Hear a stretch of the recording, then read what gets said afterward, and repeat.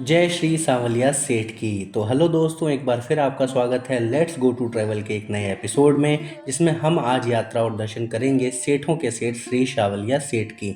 और दोस्तों, इस वीडियो में आपको पूरी जानकारी दूंगा कि आप कैसे सांवलिया धाम की यात्रा कर सकते हैं, आप यहां तक कैसे पहुंचेंगे, यहाँ नहाने धोने और भोजन की व्यवस्था कैसी है और होटल और धर्मशाला का क्या हाल है। सभी कुछ आपको इस वीडियो में जानने का मौका मिलेगा। तो दोस्तों, सांवलिया सेठ की जय बोलते हुए शुरू करते हैं इस वीडियो को।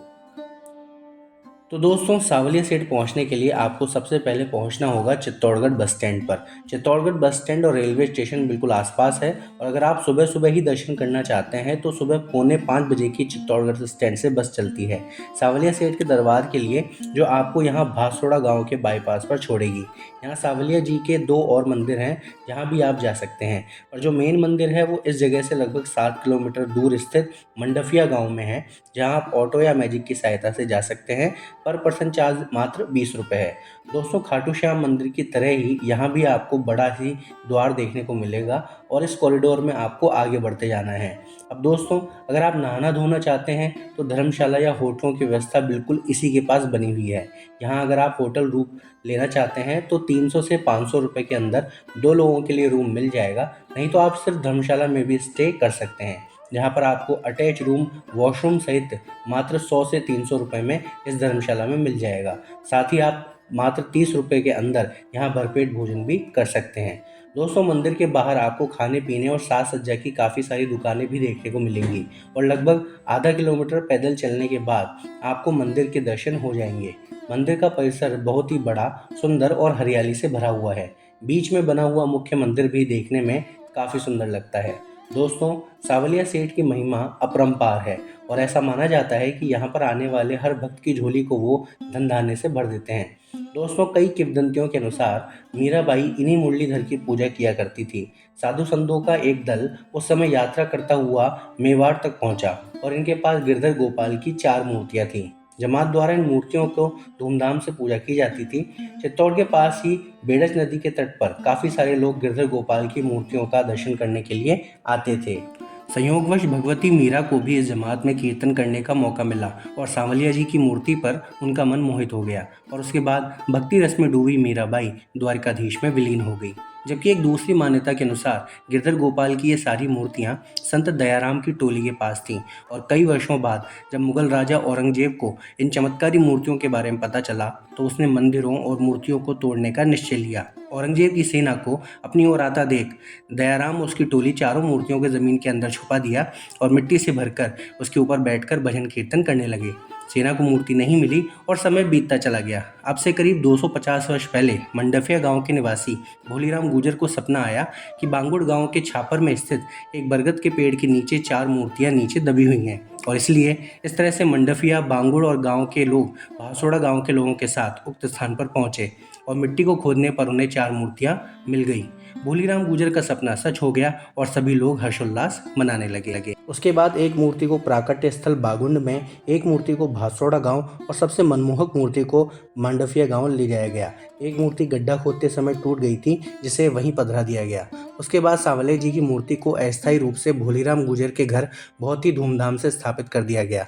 समय बीतने के साथ सांवलिया जी की कीर्ति और चमत्कारों की कथा दूर दूर तक फैलती गई और कई दूर दराज इलाकों से लोग उनको देखने और आशीर्वाद लेने आने लगे। भक्तों की बढ़ती संख्या को देखकर भगवान सांवलिया जी की मूर्ति को सभी लोगों से चर्चा करने के बाद भक्त भोलीराम गुजर के घर से हटवाकर पूर्ण धार्मिक अनुष्ठान के बाद भोलीराम के घर के पास बने पेड़ के पास एक कच्चा मंदिर बनाकर स्थापित कर दिया गया। उसके बाद सन 1956 में मंदिर की बढ़ती आय और अच्छे से देखरेख के लिए श्री सांवलिया जी मंदिर व प्रबंधकारिणी समिति का पंजीयन कराया गया। पास के ही 16 गांवों से 65 लोगों के सदस्य को बनाकर एक ट्रस्ट का गठन किया गया और 1961-62 में कच्चे मंदिर के स्थान पर एक सुंदर और भव्य मंदिर का निर्माण करवाया गया।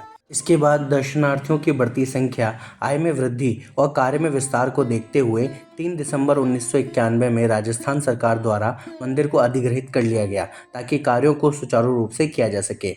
बोर्ड का गठन श्री सांवलिया मंदिर मंडल मंडफिया के नाम से किया गया। इसके बाद गुजरात के अक्षरधाम मंदिर की तर्ज पर इसका भव्य निर्माण और विस्तार सन 2000 में शुरू करवाया गया। दोस्तों, श्री सावलिया सेठ में वर्ष भर मेलों और त्योहारों का आयोजन किया जाता है, जैसे श्री कृष्ण जन्माष्टमी, जल झूलनी एकादशी, दिवाली, अन्नकूट, देवउठनी ग्यारस, शरद पूर्णिमा और महाशिवरात्रि को सावलिया सेठ में पारंपरिक रूप से उत्सव मनाया जाता है। हर माह कृष्ण पक्ष की चतुर्दशी को सावलिया सेठ का भंडार यानी कि दान पेटी को भी खोला जाता है। वह हर माह अमावस्या को महाप्रसाद का आयोजन भी किया जाता है। दोस्तों, सावलिया सेठ के भंडार की राशि न केवल मंदिर निर्माण व धार्मिक कार्यों, जबकि इसके अलावा जन कल्याण कार्यों जैसे भवन निर्माण, पेयजल और स्कूलों के लिए भी खर्च की जाती है। गरीब और पिछड़े वर्ग के लोगों के लिए भी आर्थिक सहायता उपलब्ध कराई जाती है। दोस्तों, कई ऐसे चमत्कार हैं जो कि सावलिया सेठ के जुड़े हुए हैं और आज भी सभी भक्त मनचाहा धन धान्य श्री सावलिया सेठ को चढ़ाते हैं और ऐसा मानते हैं कि जितना भी आप सावलिया सेठ के दरबार में दान पुण्य करोगे, उससे कई गुना ज़्यादा वो आपके भंडार को भर देंगे। बहुत सारे लोगों के साथ ऐसा हुआ है और व्यापारिक जगत में भी ये प्रसिद्धि फैलती चली गई है कि अगर आप श्री सावलिया सेठ को, भगवान को अपना पार्टनर बनाते हैं तो वो आपके व्यवसाय में चार चांद लगा देते हैं और इसीलिए ही सावलिया सेठ का दरबार हमेशा पैसों से भरा रहता है। क्या आभूषण और क्या पैसा, हमेशा उनके दरबार में इसका अंबार लगा ही रहता है।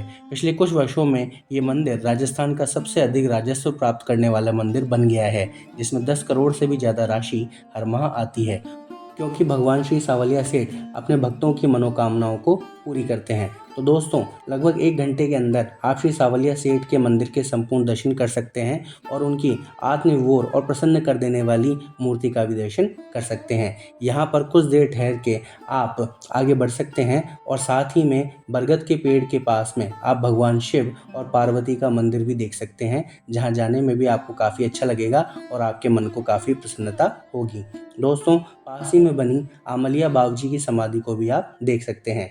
इसके बाद मंदिर परिसर में आप दूसरी तरफ से निकलकर भोजन प्रसादी या अल्पाहार का आनंद उठा सकते हैं। यहाँ सभी तरह के नाश्ते और भोजन की व्यवस्था है और अगर आप अपनी गाड़ी भी लाए हैं तो कोई इशू नहीं है। मंदिर के बाहर बहुत ही बड़े एरिया में अच्छी पार्किंग की व्यवस्था भी बनी हुई है।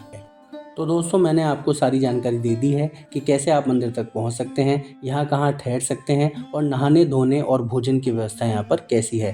दोस्तों, आई होप कि ये वीडियो और ये जानकारी आपको अच्छी लगी होगी। अगर लगी है तो इस वीडियो को लाइक करते हुए सावलिया सेठ के सभी भक्तों तक इसे ज़रूर शेयर कर दीजिए और अगर अभी तक सावलिया सेठ के दर्शन नहीं किए हैं तो जल्दी से जल्दी मंडफी आकर दर्शन कर लीजिए।